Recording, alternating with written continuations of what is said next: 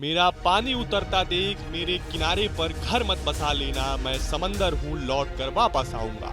साल 2019 में देवेंद्र फडणवीस ने यह लाइन कही थी। आज जब देवेंद्र फडणवीस सीएम के लिए चुन लिए गए हैं, तब 5 साल पुरानी वह लाइन बिल्कुल सही साबित हो रही है।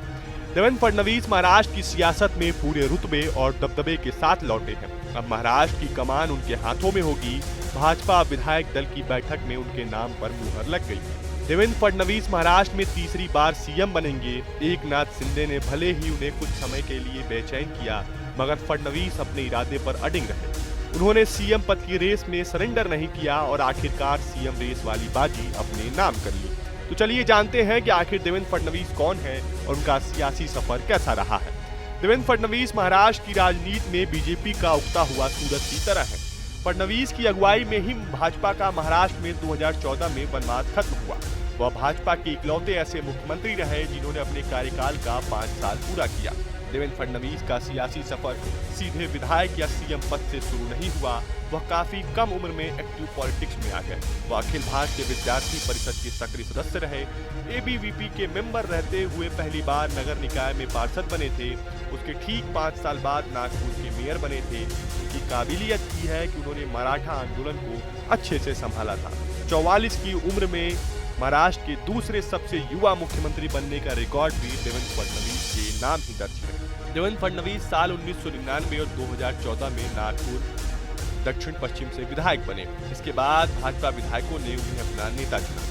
साल 1960 में महाराष्ट्र के निर्माण के बाद राज्य में 17वें मुख्यमंत्री बने, लेकिन इनमें से 2 ही अपना कार्यकाल पूरा कर सके। इनमें एक देवेंद्र फडणवीस भी हैं।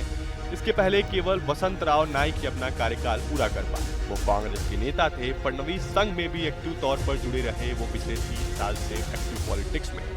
देवेंद्र फडणवीस महाराष्ट्र के पहले भाजपा मुख्यमंत्री रहे और उन्हें महायुति यानी बीजेपी, शिवसेना, एनसीपी में खुद को एक मजबूत कड़ी के रूप में स्थापित किया। 2024 के विधानसभा चुनाव में महायुति ने कुल 288 सीटों में से 234 सीट जीतकर प्रचंड बहुमत हासिल किया है। इनमें से अकेले भाजपा ने 132 सीटें हासिल की हैं।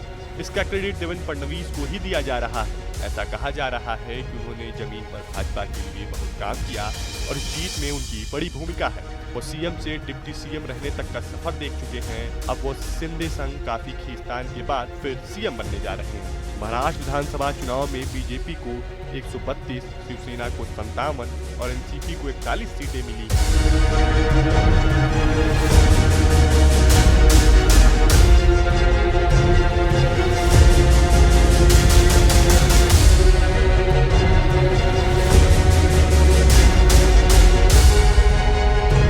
न्यूज नेशन अब व्हाट्सएप पर खबरों के ताजा अपडेट के लिए न्यूज नेशन के इस क्यूआर कोड को स्कैन करें।